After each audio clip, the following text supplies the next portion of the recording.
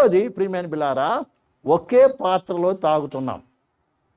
ఏంటండి ఈ పాత్ర పేరు ఏంటి తెలుసా? ఈ పాత్ర ఏంటిది?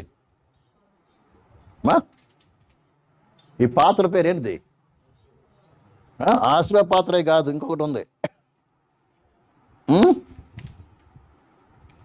ఇదే కొరింథీయులకు 11వ అధ్యాయంలో చదువుతాం కదా, చదవండి.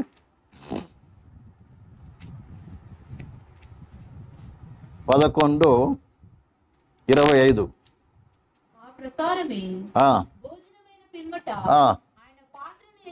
ఆయన పాత్రను ఎత్తుకొని ఈ పాత్ర నా రక్తం వలనైనా క్రొత్త నిబంధన. ఈ పాత్ర ఏంటంటే ఆయన రక్తం వలనైనటువంటి కొత్త నిబంధన. పాత్రలు అన పాత్రన అంటే ఒక్కటేనా? పాత్రలునా? పాత్ర ఒక్కటే. అర్థమైందండి? ఎన్ని పాత్రలు? చాలా చోట్ల మనిషికో పాత్ర ఇస్తుంటారు. అర్థమైందండి? ఏ పాత్ర ఇస్తుంటారు? మనిషికి ఒక గ్లాస్. ఇంకొక మాట అంటారు, మేము ఒక్క దాంట్లో పోషిస్తున్నాం కదండి అని కూడా అంటారు కదా. ఒక దాంట్లోనే ఏం చేస్తారు? తీసి ఒక్కొక్క దాంట్లో పోస్తారు కాబట్టి అంటారు. అయితే ఈ విషయానికి వద్దాం. ఫస్ట్ మనం నేర్చుకోవాల్సిన విషయం. తర్వాత ఆ పాత్రలను ఏం చేస్తారు? తీసి పడేయటమో జరుగుతుంది, లేకుంటే దాన్ని కడిగి మళ్ళీ వాడటమో జరుగుతుంది. అదే చిన్న చిన్న గ్లాసులు ఉంటాయి కదా, కడగటమో జరుగుతుంది. తర్వాత లేకుండా తీసి పడేసే యూజ్ అండ్ త్రో కూడా చేసేవాళ్ళు కూడా ఉన్నారు. అయితే ఇక్కడ చెప్పని పాత్ర పేరు ఏంటంటే ఆయన రక్తం వలన క్రొత్త నిబంధన. ఈ పాత్ర ఏం చూపిస్తుందంటే, అర్థమైందా? ఈ పాత్ర ఏం చూపిస్తుందంటే, లేకుంటే ఈ గిన్నె ఏం చూపిస్తుందంటే నిబంధనను చూపిస్తుంది. బాగా అర్థం చేసుకోవాలి మనసులో అందరూ కూడా. అర్థమైందండి? ఏం చూపిస్తుంది? నిబంధన చూపిస్తుంది.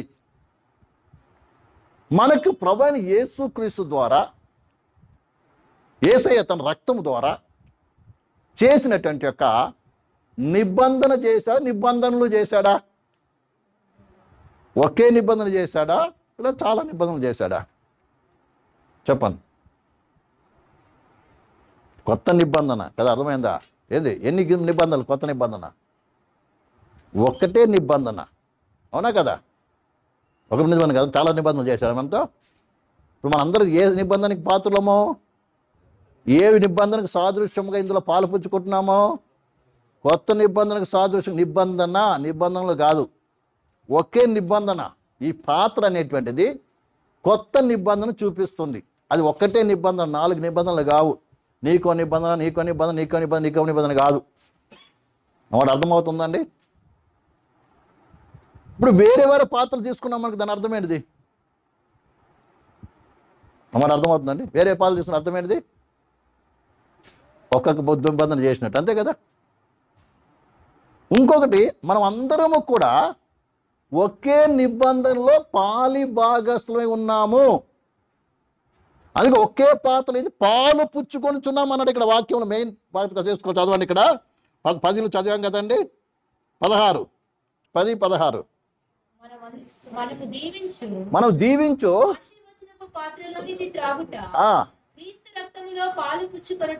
క్రీస్తు రక్తములో పాలు పుచ్చుకుంటే, పాలు పుచ్చుకోవడం. ఒకే రక్తంలో ఏం చేస్తున్నాం మనము? ఒకే పాత్రలో ఏం చేస్తున్నాం? పాలు పుచ్చుకుంటున్నాం. వేరే వేరేగా కాదు. అందరూ ఒకదాన్ని ఏం చేస్తాము? ఇలా పోసుకుని ఏం చేస్తున్నాం? మనం అందరూ ఒక దాంట్లోనే ఏం చేస్తున్నాం? షేరింగ్ జరుగుతుంది, పంచుకుంటున్నాం. యేసయ్య ఏమన్నా పంచుకోని అని చెప్పాడు. అంటే దాని అర్థం ఏంటంటే మేము అందరం ఏం చేయాలి? ఒకే నిబంధనకు పాత్రలమై ఉన్నాము. ఒకవేళ మీకు ఆ డౌట్ ఉంటే తర్వాత అడగండి. అర్థమైందండి? కాబట్టి ఒకే పాత్రలో ఏం చేయాలి? పాలు పుచ్చుకుంటున్నాం. కొన్నిసార్లు మనము జనవరి జరిగినప్పుడు మేము ఇద్దరం కలిసి ఇస్తుంటాం, అంతే 2 గ్లాసులు ఇస్తుంటాం. దాని అర్థం ఏంటి? మొత్తానికి అందులో కూడా ఏం చేస్తున్నాం? మనము పాలు పుచ్చుకోవడం జరుగుతుంది. ఒకే గ్లాసులో అనేక మంది ఏం చేస్తున్నారు? పాలు పుచ్చుకోవడం జరుగుతుంది. జనాలు ఎక్కువ ఉన్నారు కాబట్టి ఏం చేస్తాం? మనము 2 3 ఏం చేస్తాం? ఏమిటది? సమయమని నీరు చేయడం కొరకు.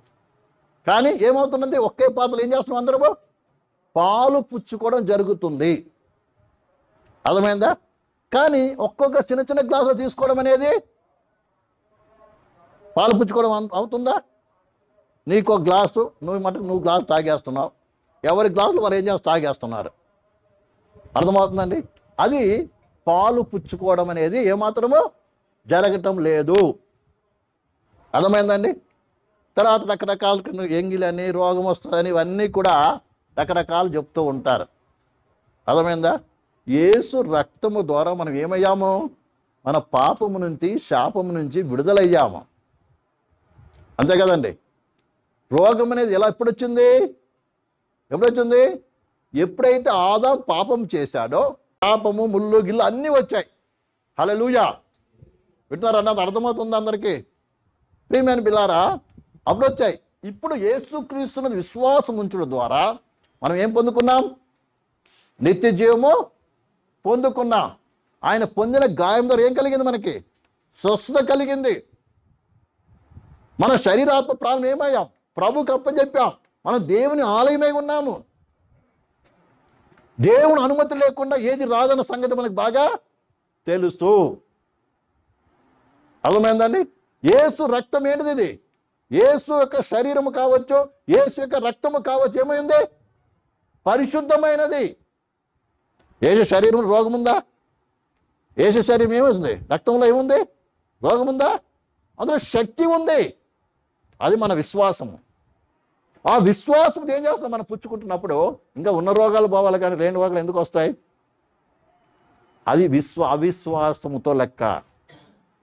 అదండి. ఒకవేళ దీని అనుమానం తీసుకున్నామంటే నీకేమవుతుంది? నిత్యముగా వస్తుంది. ఎందుకంటే యేసు రక్తం ఏముంది? శక్తి ఉంది. అది విశ్వాసం పుచ్చుకుంటున్నా. అర్థమైందా? మరి ఎందుకు రోగాలు వస్తున్నాయంటే మనం ఆల్రెడీ నేర్చుకుంటూ ఉంటాం. అయోగ్యంగా పుచ్చుకోవటమో, లేకుంటే పరీక్ష కొరకు రావటమో, నువ్వు పాపం చేసినప్పుడు రావటమో, ఇక శరీర బలహీన వయసు అయిన తర్వాత అది మామూలుగా వచ్చే బలహీనత, అందరికీ వచ్చే బలహీనత.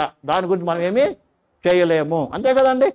మా సహజంగా వయసు ఎక్కువైనప్పుడు ముసలాలమైన ఆటోమేటిక్గా శరీర సంబంధమైన బలహీనతలు అది కామన్గా అందరికీ వచ్చేది, అది వస్తుంటుంది. అది ఎవరికైనా సరే.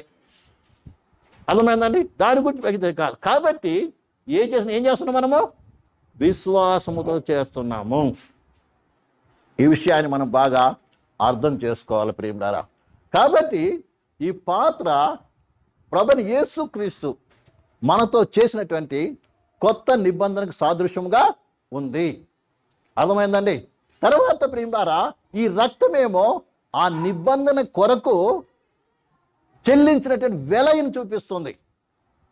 ఉదాహరణకి పూర్వకాలంలో నిబంధన అంటే మీ అందరికి తెలుసు అర్థము. కామన్ మీనింగ్ ఏంటిది? నిబంధన అంటే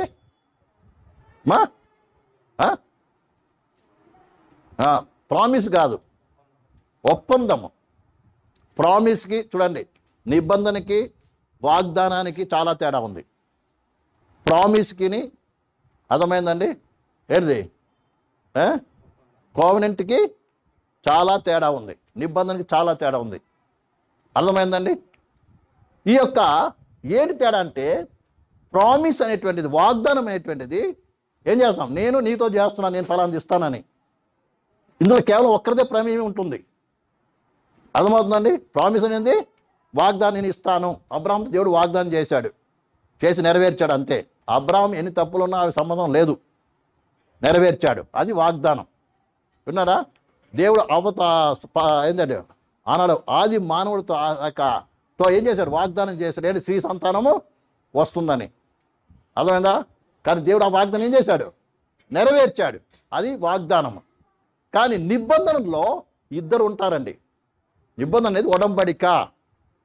లేకుంటే మనం చెప్పాలంటే ప్రియులారా, ఒప్పంద పత్రం. మనం అనేకసార్లు ల్యాండ్ విషయాల్లో మీరు ఏం ఒప్పంద పత్రం రాసుకుంటారు కదా, అందులో ఎక్కడ ఉంటారు? ఇద్దరు ఉంటారండి.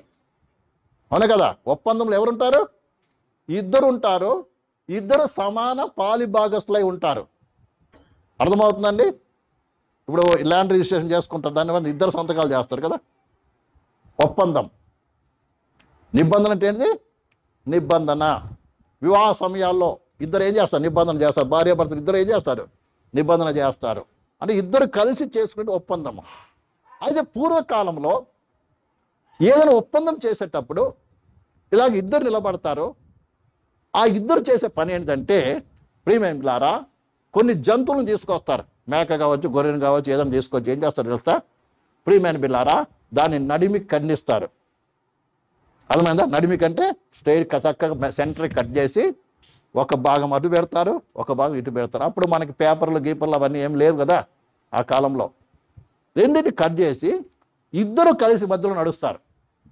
అంటే దాని అర్థం ఏంటంటే, నువ్వు చెప్పిన ప్రకారం నువ్వు చేయకపోతే, ఒప్పందానికి కనుక నువ్వు ఉల్లంఘిస్తే ఈ జంతువులాగా నువ్వు అవుతావు, అంటే మరణిస్తావు అని అర్థం. అని ఇద్దరు కలిసి ఏం చేస్తారు? మధ్యకి రక్తంలో నడుస్తారు. దాని రక్త నిబంధన. అర్థమైంది? అబ్రహాముతో కూడా దేవుడు చేశాడు వాగ్దానం, నిబంధన చేశాడు ఫస్ట్లో. అర్థమైంది? 15వ అధ్యాయం ఒకసారి చదవండి ఒకసారి. ప్రియమైన బిడ్డలారా, ఆది కాండము 15వ అధ్యాయము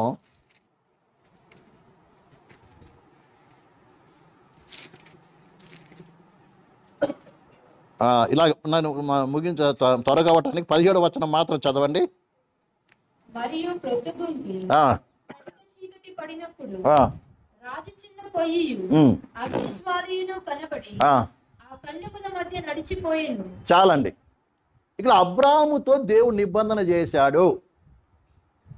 కానీ ఈ నిబంధనలో కేవలం దేవుడు మాత్రం నడిచినట్టుగా చూస్తున్నాం. అగ్ని నడిచిందంట మధ్యలో, అంటే దేవుడు మాత్రం నడిచాడు. అర్థమవుతుందండి?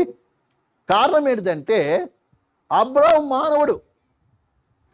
అతడు ఎందుకు చేసి చూపించాడంటే, ఎందుకు నిబంధన చేశాడంటే, అబ్రాహాము దేవుని ప్రశ్నించాడు. ఏమని? అయ్యా, నువ్వు ఆకాశ నక్షత్రం సంతానం చేస్తానంటున్నావు, అర్థమవుతుందా? ఇస్రాయేలు సంతానం ఇది ఎలా, నేను ఎలా నమ్మాలి అని అడిగినప్పుడు అప్పుడు అబ్రాహాం అన్నాడు, నువ్వు తీసుకురా, పశువుని తీసుకురా, అన్నీ అక్కడ జంతువులను తీసుకురమ్మన్నాడు, దాన్ని ఖండించమన్నాడు, అక్కడ పెట్టమన్నాడు. సరే పెట్టేశాడు, కూర్చొని ఉన్నాడు. పక్షులు అవి వస్తుంటే దాన్ని బెదిరిస్తూ ఉన్నాడండి. అలా ఉంటున్నప్పుడు సాయంకాలం దాకా అక్కడే అలాగే ఉన్నాడు ఆయన కూర్చొని. పొద్దు కుంకిన వేళ ఆయనకి నిద్ర పట్టింది, చీకటి అవుతుంది, నిద్ర పట్టింది.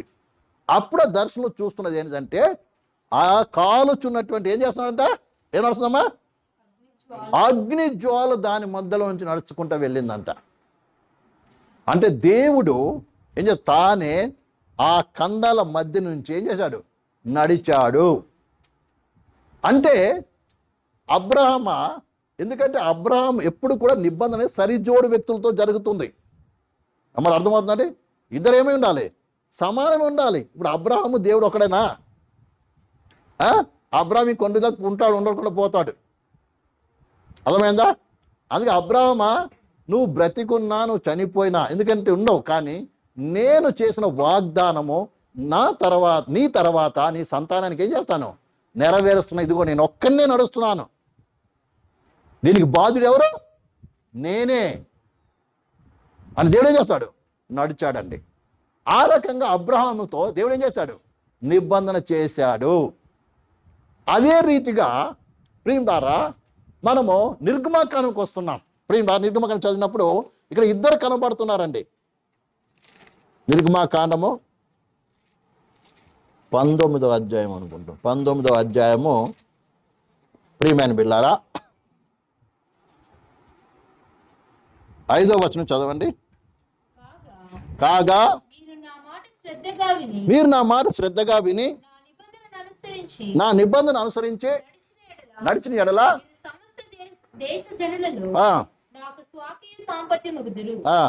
సమస్త భూమియు నాదే కదా, మీరు నాకు యాజక రూపమైన రాజ్యముగాను పరిశుద్ధమైన జనముగాను ముందురని చెప్పు. నీవు ఇశ్రాయేలుతో పలకవలసిన మాటలు ఇవే అని చెప్పగా, మోషే వచ్చి ప్రజల పెద్దలను పిలిపించి యెహోవా తనకు ఆజ్ఞాపించిన మాటలన్నీ వారి ఎదుట తెలియపరచెను. అందుకు ప్రజలందరూ యెహోవా చెప్పినదంతయు చేసిదమని ఏకముగా ఉత్తరం ఇచ్చిరి. ఇక్కడ సినాయి నిబంధన. సినాయి పర్వతం దగ్గరికి ఇజ్రాయెల్ ప్రజలందరినీ విమోచించి ఏం చేశాడు? తీసుకుని వచ్చిన తర్వాత దేవుడు మోషేతో అన్నాడు, నువ్వు వెళ్ళి ఇజ్రాయెల్ ప్రజలతో చెప్పు, మీరు నా యొక్క ఆజ్ఞలను కట్టర్లు గైకు నడుచుకున్నట్లయితే నేనేం చేస్తాను, మిమ్మల్ని నా స్వకీయ సాంపద్యముగా చేసుకుంటాను అని చెప్పినప్పుడు ఇజ్రాయెల్ ప్రజలు ఏమన్నారండి? చదవండి అక్కడ 9వ వచనమా 9. యెహోవా మోషేతో, ఆ, ఇదిగో నేను నీతో మాట్లాడుతున్నాను. ఇజ్రాయెల్ ప్రజలు ఏమన్నారు? 7వ వచనం 19:7. మోషే మోసే వచ్చి వచ్చి ప్రజల పెద్దలను పిలిపించి బా యెహోవా తనకు ఆజ్ఞాపించిన ఆ మాటలనియు ఆ, వారి ఎదుట తెలియపరచెను. ఆ. అందుకు ప్రజలందరూ ప్రజలందరూను యెహోవా చెప్పినదంతయు యెహోవా చెప్పినదంతయు చేసేదమని చేద్దామని ఏకముగా ఉత్తరమిచ్చిరి. ఏకముగా ఉత్తరం ఇచ్చిరి. ఇప్పుడు ఇద్దరి మధ్యలో ఒప్పందం జరుగుతుంది. ఎవరి మధ్యలో? దేవునికిని ఇజ్రాయెల్ ప్రజల మధ్యకి. ఇదే నిబంధన, ఇదే ధర్మశాస్త్రము, ఇదే పాత నిబంధన. హల్లెలూయా.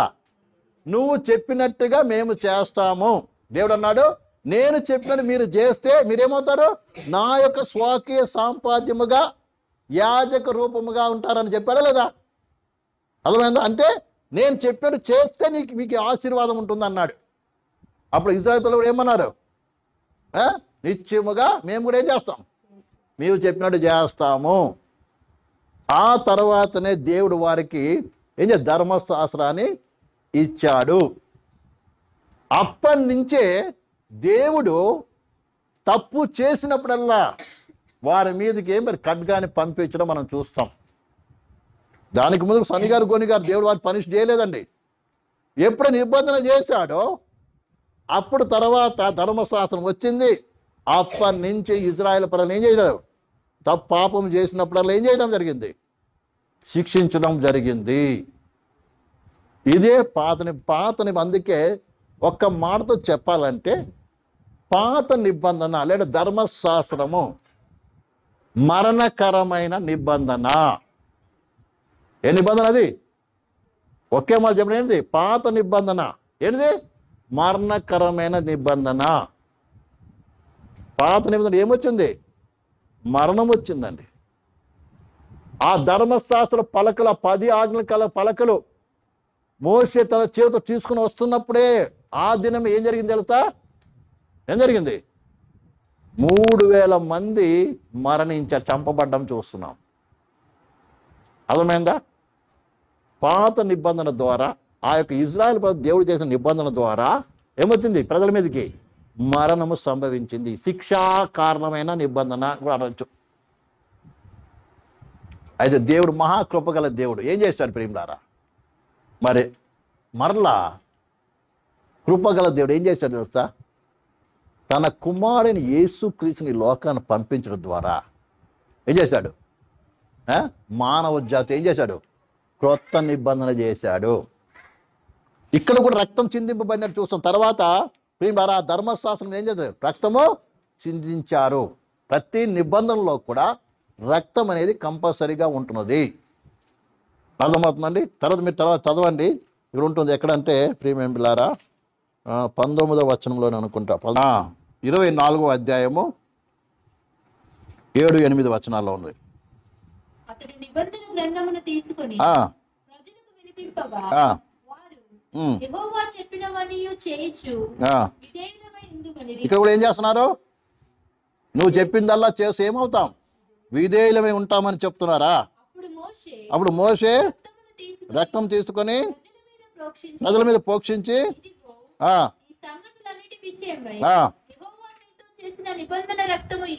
నిబంధన రక్తము ఇదే. హల్లెలూయా. ఈ యొక్క నిబంధన ద్వారా ప్రజల మీదకి ఏమొచ్చింది? మరణము, శిక్ష వచ్చింది. అర్థమైందండి? తర్వాత తన కుమారుడైన యేసుక్రీస్తు ద్వారా ఏం చేశాడు? ఈ ప్రజలతో ఏం చేశాడు? కొత్త నిబంధన చేశాడు. అది కూడా ఏంటి? అది కూడా రక్తం వలనైనా క్రొత్త నిబంధన. ఈ నిబంధన ద్వారా ఏం దొరికింది? ఏమొచ్చిందండి? ఏమొచ్చింది? కృపయు జీవము వచ్చిందండి. కొత్త నిబంధన ద్వారా ఏమొచ్చింది? కృపయు జీవం వచ్చింది. అందుకే ఈ పాత్ర పేరు ఆశీర్వచనపు పాత్ర. అర్థమైందండి? అందుకే ఈ పాత్ర పేరు ఏముంది? దానికి ముందు ఏం పాత్ర అది? శాపము లోనయ్యారు. ధర్మశాస్త్రం వలన ఏమయ్యారు? మనుషులందరూ శాపానికి లోనయ్యారు. అవునా కదా? ధర్మశాస్త్రం వల్ల ఏమైంది? మనుషులందరూ ఏమయ్యారు? శాపానికి లోనయ్యారు. ధర్మశాస్త్రం రాయబడింది. అందుకే చూడండి, గలతీయులో చెప్తాడు ఆ మాట చక్కగా. అర్థమైందండి? కాబట్టి చదవండి, 3వ అధ్యాయంలో రాయబడిన మాట చదవండి. శక్తి గల ధర్మశాస్త్రము ఇయ్యబడి ఉన్నేడలా వాస్తవముగా 3వ అధ్యాయము 10వ వచనము చదవండి. 3:10. ధర్మశాస్త్రం విధించిన క్రియలను సంబంధులందరూ శాపమునకు లోనై ఉన్నారు. ధర్మశాస్త్రం అంటే పాత నిబంధనకి ఎవరైతే ఉన్నారో వాళ్ళందరూ ఎవరంట? శాపగ్రస్తులై ఉన్నారు. ధర్మశాస్త్రం శాపంలో పెట్టింది మనిషిని. కానీ ప్రభువైన యేసుక్రీస్తు ద్వారా ఆ కల్వారి శిలువ తనను అప్పగించుకోవడం ద్వారా తాను కార్చిన రక్తము ద్వారా ఏమైంది తెలుసా? కొత్త నిబంధన చేశాడు. ఆ నిబంధన ద్వారా కలిగింది కృప దొరికింది, జీవం దొరికింది, ఆశీర్వాదం దొరికింది. ఏ ఆశీర్వాదము? భూ సంబంధమైన ఆశీర్వాదం కాదండి. ఏ సంబంధం? పరలోక సంబంధమైన ఆశీర్వాదము. ఎఫెసీ రాసిన పత్రిక 1:3 చదవండి ఒకసారి. ఎఫెసీ మన ప్రభు అయిన యేసుక్రీస్తు యొక్క తండ్రి యొక్క దేవుడు స్తుతింపబడును గాక. ఆయన క్రీస్తునందు పరలోక విషయంలో ఆత్మ సంబంధమైన ఆశీర్వాదమును ప్రతి ఆశీర్వాదం మనకు అనుగ్రహించెను. ఇచ్చేశాడండి. ఆశీర్వాదము ఆత్మ సంబంధమైనది, పరలోక సంబంధమైనది. ఆ వాక్యం యొక్క ఆ యొక్క దాని డిస్క్రిప్షనే ఈ ఎఫెసీ పత్రిక అంతా. అర్థమైందా? అది ఏది హెడ్డింగ్ అనమాట. ఎఫెసీ పత్రిక హెడ్డింగ్. ఆ దాని యొక్క డిస్క్రిప్షన్, తెలుగులో ఏమంటారు డిస్క్రిప్షన్ని? దాన్ని వర్ణించడమే ఈ మిగతాదంతా. మనం ఏమై ఉన్నాము, ఎలాంటి ఆశ్రమం వచ్చిందని మీరు ఆ మిగతాదంతా చదివితే, అది మనసులో పెట్టుకుని చదివితే మనకు అర్థమవుతుంది. ప్రేమ ఆశీర్వదించాడు.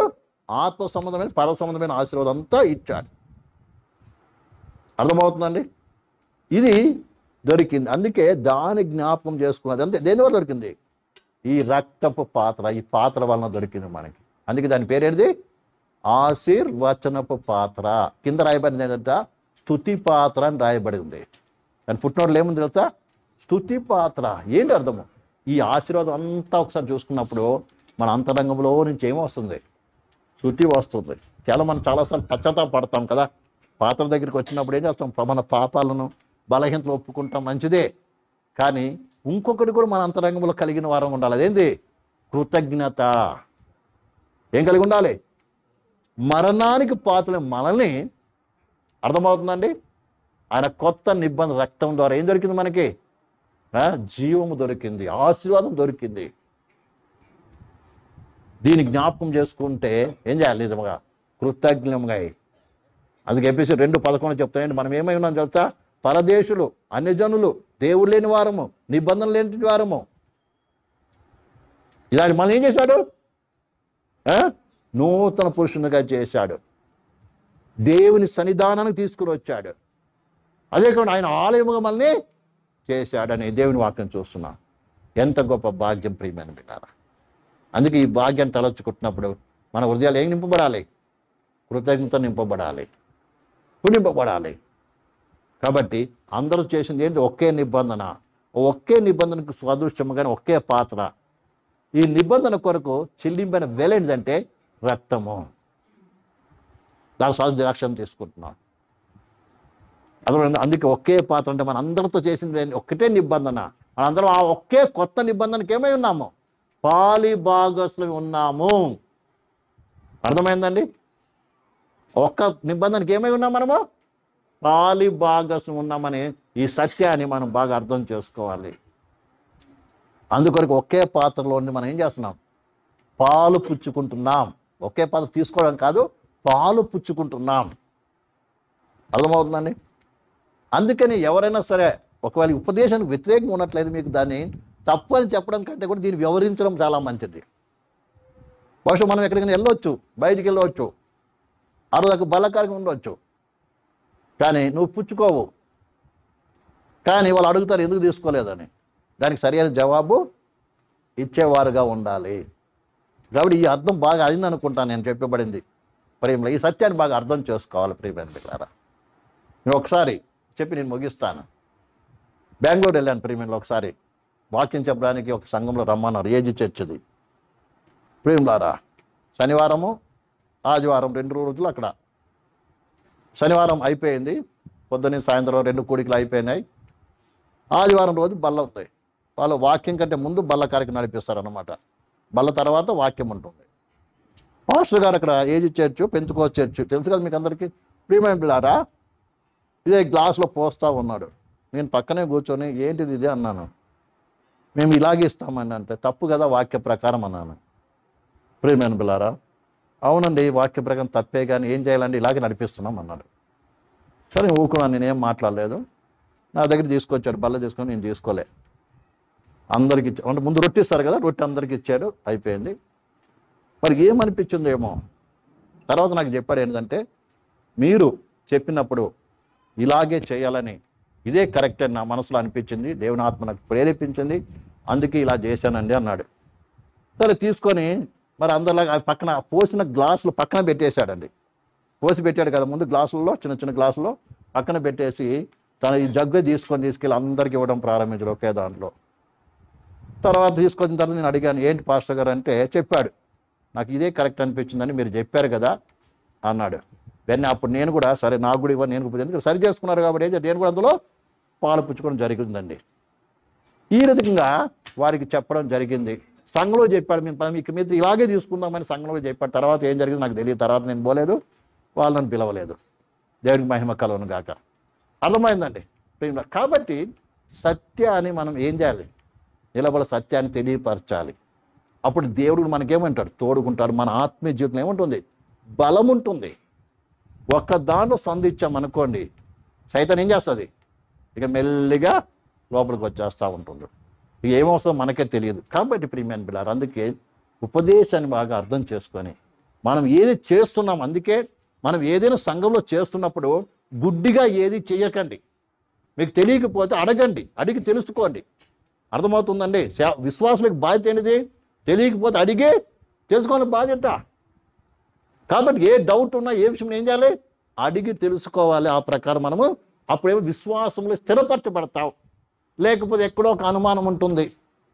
అనుమానం ఏం చేయాలి, ఎక్కడైనా నువ్వు అక్కడ పడిపోయే అవకాశము ఉంటుంది. ఎందుకంటే సైతానికి తెలుసు నీలో ఏముందో బాగా తెలుసు. వాడికి ఏం చేస్తాడు, కరెక్ట్గా అదే పాయింట్లో కొడతాడు గురి చూసి, తప్పికమని పడిపోతాం. అందుకని ఏ విషయంలో మీకు అనుమానం ఉన్నప్పటికీ, ఏది ఉన్నప్పటికీ, అది వాక్య విషయంలో కావచ్చు, ఉపదేశ విషయంలో కావచ్చు, మేము చేసే కార్యాలు కావచ్చు, డౌట్స్ ఏం చేయాలి, మెరుకునే అడిగి ఏం చేయాలి, డైరెక్ట్ క్లియర్ చేసుకొని విశ్వాసం ఏం చేయాలి, ప్రతి ఒక్కరు విశ్వాసంలో స్థిరపరచబడాలి, బలపరచబడి ముందుకు సాగాలి.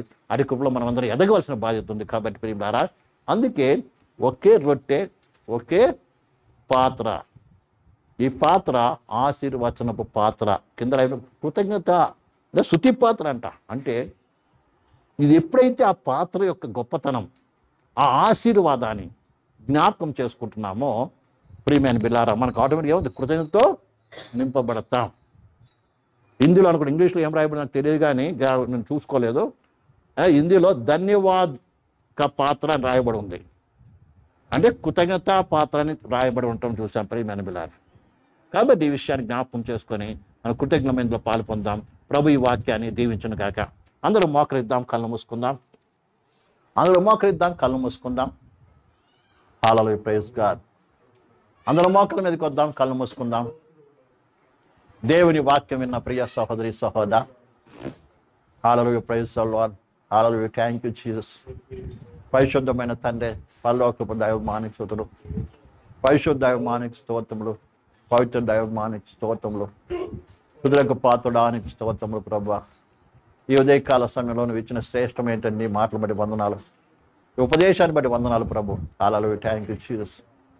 వాళ్ళ కృతజ్ఞులమై నిజంగా ఒకప్పుడు మరణానికి పాత్రలే మనల్ని ప్రేమించి మరణ నిబంధనకు పాత్రుడైన మనల్ని ప్రేమించి నూతన నిబంధన అనగా జీవమునకును ఆశీర్వాదముకు ప్రైజ్ గాడ్ హల్లెలూయా పాత్రమైనటువంటి నిబంధన చేసి మన ప్రభు ఆయన సన్నిధి తీసుకొచ్చినందుకు మన కృతజ్ఞమైన దేవుని స్తుతించవలసిన వారం విన్నాం. హల్లెలూయా, ప్రైజ్ ద లార్డ్. ధన్యం దైవమానికి స్తుతులు, పరిశుద్ధ దైవమానికి స్తోత్రములు, పవిత్ర దైవమానికి స్తుతులు. ఈ ఉదయకాల సంఘంలో ప్రభువా నువ్వు ప్రత్యక్షపరిచినటువంటి నీ వాక్యాన్ని బట్టి వందనాలు చెల్లిస్తున్నాం నాయన. హల్లెలూయా, ప్రైజ్ ద లార్డ్. యేసయ్యా స్తోత్రములు, పరిశుద్ధ దైవమానికి స్తుతులు ప్రభు. ఇదని కొత్త నిబంధనకు పాత్రలకు మద్దతు చేశాం అందరినీ ప్రభా. ఒకే రొట్టెలోను పాలి బాక్సులు మనం చేసాం. ఒక్క నిబంధనను వారికి పాలి బాక్సులు మనం చేసావు తండ్రి. వాళ్ళలో ఇది దాని వందనాలు. వాళ్ళ నిజమైన కృతజ్ఞమై ప్రభా. వాళ్ళలో ఏక భావంతో, ఏక ప్రేమ చేత, ఏక ఐక్యత చేత ముందుకు సాగటానికి కృప చూపించము. నీ కొరకు జీవించడానికి కృప చూపించు. Praise God. Hallelujah, thank you Father, thank you Lord. Hallelujah, praise the Lord. యేసునైనా స్తోత్రం. సర్వశక్తి గల దైవమానికి స్తుతులు, పరిశుద్ధ దైవమానికి స్తోత్రం, పరిశుద్ధ దైవమానికి స్తోత్రం, పవిత్ర దైవమానికి స్తోత్రం, జీవముల దైవమానికి స్తుతులు ప్రభు. Praise God. Thank you Jesus, thank you Lord, thank you Lord, thank you Lord. Hallelujah. ఈ ఉదయకాలపు మాటలు బట్టి వందనాలు ప్రభు. Hallelujah, praise the Lord. నీ సత్యమును గ్రహించి కృప ఇచ్చినందుకు వందనాలు చెల్లిస్తున్నాను. హల్లెలూయా. సమాధానం, నెమ్మదిని ప్రతి ఒక్కటి దయచేయండి. అయానికి స్తుతులు ప్రభు. పరిశుద్ధ స్తోత్రం. దీవించండి ప్రభు. హల్లెలూయా. కొత్త నిబంధన ద్వారా, నీ రక్తం అనే కొత్త నిబంధన ద్వారా ప్రభు అయ్యా మమ్మల్ని అందరినీ కూడా నూతన జీవంలోనికి, అయ్యా నూతన ఆశీర్వాదంలోనికి మమ్మల్ని తీసుకొచ్చినందుకు వందనాలు. వందనాలు ప్రభు. ఇటు భాగ్యం చేయమని వాళ్ళకి సహాయం చేయ ప్రభు. హాలలో చిన్న ప్రార్థన చేసుకున్నాం. స్తోత్రం తండ్రి, మహోన్నతుడా, మహాపరిశుద్ధుడా, జీవముల తండ్రి.